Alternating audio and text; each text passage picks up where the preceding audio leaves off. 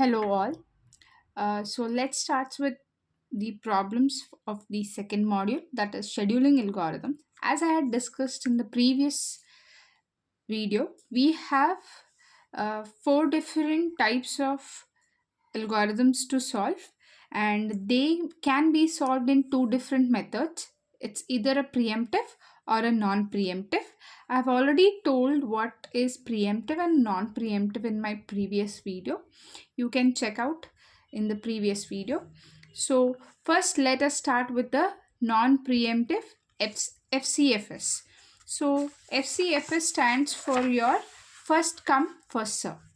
So I have a question that is almost repeated in the previous model question paper and the previous question paper as well. So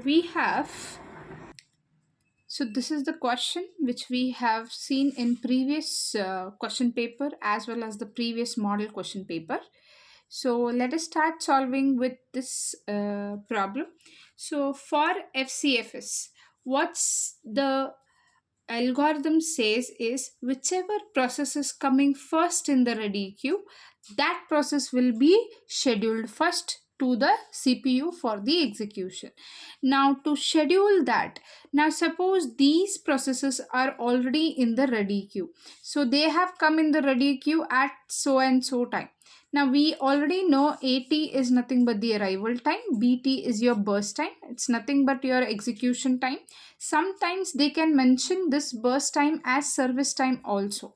So please make a note that burst time, execution time or service time, it all means the same.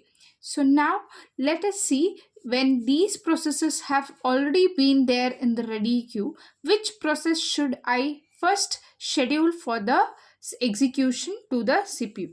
To do that, we have to first draw the Gantt chart. Now make a note that your Gantt chart is very important. If your Gantt chart is correct, your 90% of your problem is being solved, because everything the rest we will be depending on the Gantt chart. So how to plot the Gantt chart? First, you start with the processes that have to be allocated first. Now think this is a ready queue. In the ready queue, which the processes that have to be executed have already been come. So that is at 0th time, process P1 has come. At first time, the process P2 has come. At 2, process P3 has come. At 3, process P4 has come. So now when I say FCFS, when we are solving FCFS, it means that it's always a non-preemptive method. It's always non-preemptive method that we are going to solve for FCFS. Now we are going to start scheduling it at 0th time. Now we know at 0th time which is the process that has come in the ready queue, P1. Is there any process that has come at the 0th time? No, there is only one process that has come in the 0th time. So I will schedule P1 first. Now when I have scheduled this P1, as we know FCFS, that is a non-preemptive method. When I say it's a non-preemptive, I will be scheduling it completely. So P1 is going to take how much time for the execution? 9 seconds or 9 milliseconds or 9 units. Whatever the measurement is being given, you can take it, or else you can just mention it as a unit. Now P1 is taking 9 seconds for the complete execution. So till 9th second, my P1 will be in the execution. Now at 1th second, my P2 has already come. Now 1 second comes somewhere here. Okay, so I hope you all know, you all need not write here, but for your understanding I'm just telling you all. Here it's the 1 second, 2, 3, 4, 5, 6, 7 and 8, and then 9 second. Now at 1 second P2 has come. Okay, so I have to schedule which process first. Now still my these have now all these have already come in the ready queue, because P1 is taking how much time to execution? 0 to 9 seconds, correct? So till this execution, P2, P3, P4 have already come in the ready queue, which they were into your secondary memory. Now at first, which process came? As the algorithm say, first come, first serve. So P1 had come first, I have scheduled P1. Next came who? P2. Now P2 is come next, so it will take how much seconds to execute? 4. So we have to add 9 plus 4. That makes you 13. Okay. Now at 2 seconds, my P3 has also already come in the ready queue. Now I have to schedule which process next? P3. So how long should I schedule for P3? For next 9 seconds. That is 13 plus 9. It becomes 22. Now next we have at 3rd second P4 arriving in the ready queue. So there is P4 that I will be scheduling next. So it will take how much time for the execution?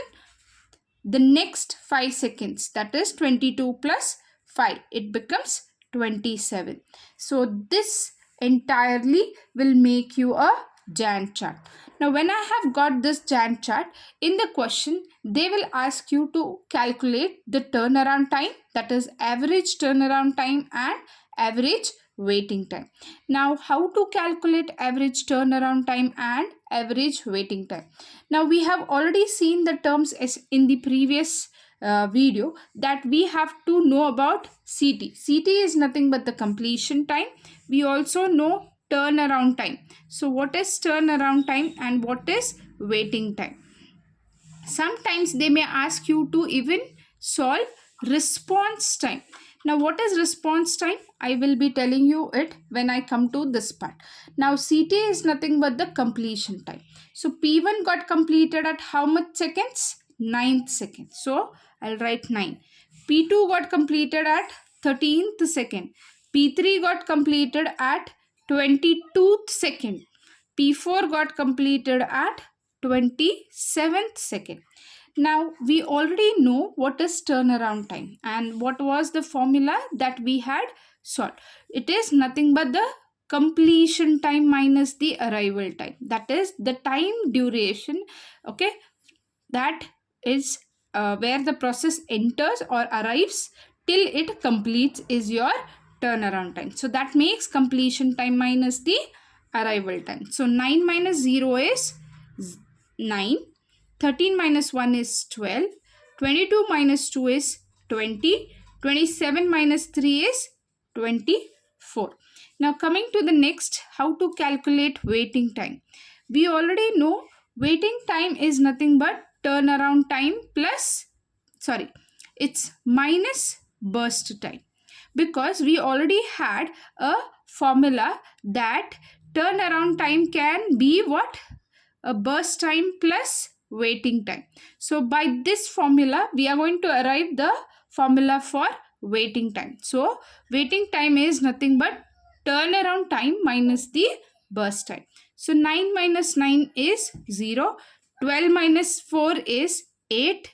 20 minus 9 is 11. 24 minus 5 is nothing but 19.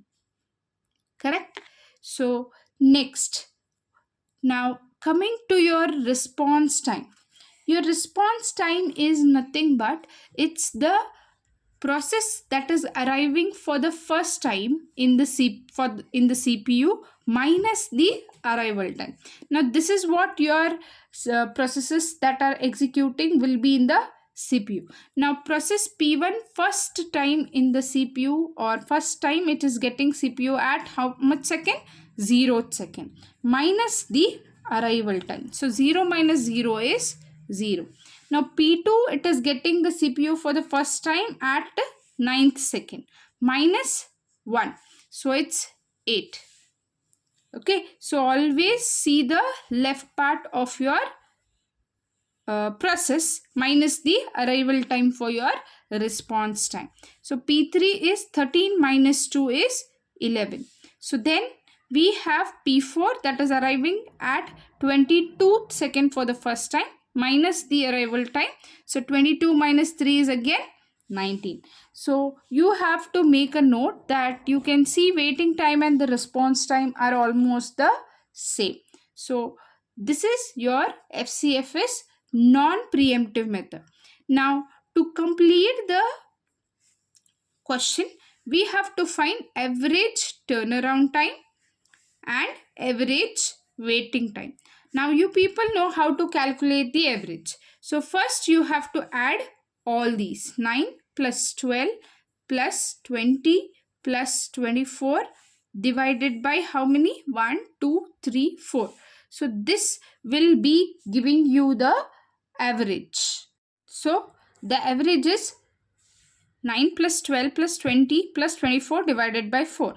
So it's equal to 65 by 4, which will give you 16.25 unit. Now this I am writing it as unit because I don't know what exactly the measurement or the unit is being given. If it is given as seconds, you have to write seconds. If milliseconds, write it as milliseconds. Now coming to your waiting time, again you have to add 0 plus 8 plus 11 plus 19. That will give you 38. That is divided by 4. Again equal to whatever you are going to get. Say something 9.5 unit. Okay, so I am going to use as unit as I don't know or they have not been given any seconds or milliseconds. If they have given, you can write it the same. So this might fetch you the complete 5 marks. Sometimes they have asked only FCFS for 6 marks. So you can go ahead and solve this problem. Okay, thank you so much. Please do share and subscribe for the next videos.